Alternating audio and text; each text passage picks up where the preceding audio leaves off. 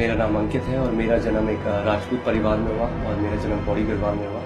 और मुझे याद है जब मैं छोटा था तब से मेरी मम्मी के अंदर एक आत्मा का वास था और हम सब लोग उस आत्मा की पूजा करा करते थे, क्योंकि हमें ये बताया गया था कि वो परमेश्वर है, वो देवी है। और एक रात जो मुझे अच्छे से याद है, उस रात 3 बजे मेरी नींद खुली, क्योंकि मैंने अपनी मम्मी की चिल्लाने की आवाज़ सुनी।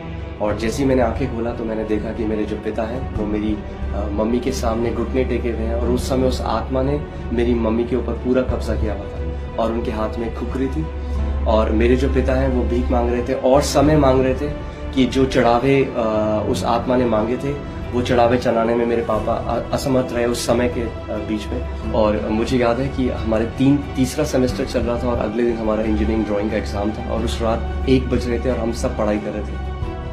और जैसे ही मैंने अपनी आंखें बंद करी, जैसे ही मैंने बिस्तर पे अपने आंखों को बंद किया, अचानक मुझे दरवाजे में नॉक सुनाई दिया। और जब मैंने आंखें खोली तो कोई भी उस कमरे में नहीं था। वो एक आत्मिक एक्सपीरियंस था, उस समय मुझे वो पता नहीं था। और जैसे ही मैं दरवाजे की तरफ गया और खोला मैंने दरवाजे को, तो मैंने वहाँ पे एक स्त्री, एक औरत के फिगर को देखा, मगर वो इंसान जैसी दिखती तो थी मगर इंसान नहीं थी, क्योंकि उसकी जो आंखें थी वो जैसे ब्लैक होल होता है वैसे थी। और वहाँ पे मुझे टेंजिबल हेट्रेड, टेंजिबल जो नफरत है वो मुझे महसूस हो रही थी।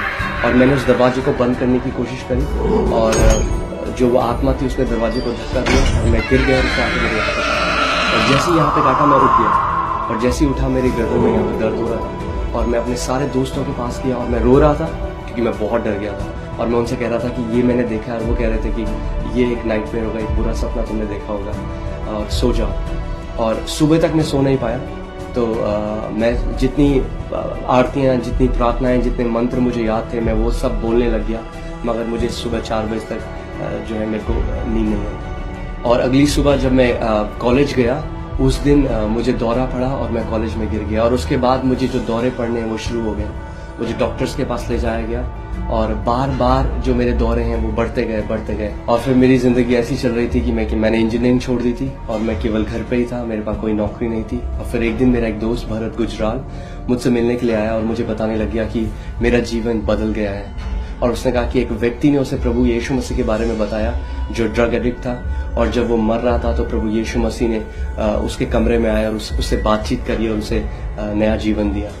और जैसी भरत ने मुझे ये बात बताई, वो सारी पुरानी मेमोरी, वो सारी यादें, जब मैं परमेश्वर के साथ वो कनेक्शन, वो रिश्ता चाहता था, वो सारी आ गई। और मैंने भरत से कहा कि मैं भी चाहता हूँ उस व्यक्ति से मिलना। उस व्यक्ति ने कहा कि क्या तुम एक चेंज चाहते हो अपने जीवन में? और वो एक ऐसे शब्द थे जो मेरे अंदर, मुझे ऐसा लगा कि उन शब्दों ने मुझे हिट किया। और मैंने कहा हाँ, मैं एक बदलाव, एक चेंज चाहता हूँ अपने जीवन में। तो उस व्यक्ति ने कहा क्या तुम अपना दिल खोलोगे, क्या तुम प्रभु यीशु मसीह को अपने दिल में जगह दोगे? और सच बताऊं तो मेरे लिए इस बात का कोई महत्व नहीं था, क्योंकि मैं पहले ही इतने सारे देवी देवताओं को मानता था। तो अगर मैं यीशु मसीह को भी अपने दिल में जगह देता तो उसमें कोई बड़ी बात नहीं थी। तो मैंने कहा हाँ, आप जो बोलेंगे मैं वो करूँगा। तो उन्होंने कहा कि क्या तुम प्रार्थना मेरे साथ करोगे? और उन्होंने मेरे साथ एक प्रार्थना को दोहराया और उन्होंने मेरे साथ एक प्रार्थना को किया और मैंने उस प्रार्थना को दोहराया। और मैंने कहा प्रभु यीशु मसीह, मैं अपना दिल आपके लिए खोलता हूँ, आप मेरे अंदर आके रहिए। और उस रात मेरा वैसे ही आत्मिक अनुभव हुआ जैसे मेरठ में हुआ था 1 साल पहले, जब मेरे को दौरे आने शुरू हो गए। और उस रात जैसे ही मैंने आंखें बंद करी, मैंने देखा कि मुझे मम्मी की अपनी चीखने की आवाज़ सुनाई दी। तो मैं भाग के जब उनके कमरे में गया तो मैंने वहाँ देखा कि वही आत्मा, वही दुष्ट आत्मा जो मुझे सताया करती थी, वो मेरी मम्मी के बगल में बैठी है। और मेरी मम्मी जो है डर के काँप रही है। और उससे पहले जब भी मेरा सामना उस आत्मा से होता था मैं बहुत ही डर जाता था। और उस आत्मा के चेहरे में मैं एक हंसी देखता था कि मैं डर रहा हूँ और वो उस चीज से बहुत खुश है। मगर इस बार जैसे ही उसने मेरे को देखा वो एकदम डर गई और एकदम कांपने लग गई और कमरे से बाहर भाग गई, जिससे उसने मुझे नहीं किसी और को देखा। और क्योंकि ये आत्मिक अनुभव था, वापस जैसे ही मैं अपने सेंसेस में आया मैं रोने लगा, क्योंकि मुझे कुछ भी नहीं समझ में आया कि क्या हो रहा था। और उस समय मुझे एक बहुत ही तेज मगर बहुत ही एक प्रेम भरी हुई आवाज़ अपने कमरे में सुनाई दी। और उस आवाज़ ने कहा, मेरे बेटे, क्या तू नहीं समझा कि यह अनुभव मैंने तुझे क्यों दिया? और मैं इधर उधर देखने लग गया कि आवाज़ कहाँ से आ रही है और मैं नहीं समझा था। और फिर एक धीमी सी आवाज़ ने कहा, ये प्रभु यीशु मसीह है जो तुझसे बात कर रहा है। और मैंने कहा नहीं, मुझे नहीं समझ में आया कि आपने मुझे अनुभव क्यों दिया। और उस आवाज़ ने कहा कि अब मैं तेरे अंदर रहता हूँ और तुझे अब से दुष्ट आत्माओं से डरने की जरूरत नहीं है।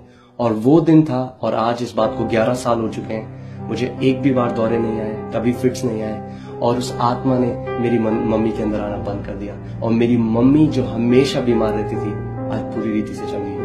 और जो कोई भी मेरी आवाज को सुन रहा है, मैं इस समय आपको एक चुनौती देना चाहता हूँ। अगर आप सच में परमेश्वर को तलाश रहे हैं, अगर आप सच में जानना चाहते हैं कि वो परमेश्वर कौन है जिसने इस ब्रह्मांड को बनाया, तो आप सच में एक प्रार्थना को करिए और आप करिए, परमेश्वर जो तूने इस ब्रह्मांड को बनाया है, जो जीवित परमेश्वर है, मैं उसे जानना चाहता हूँ। और जब आप ऐसा करेंगे तो परमेश्वर अपने सत्य को आपके ऊपर प्रकट करेगा और आप उसे पालेंगे।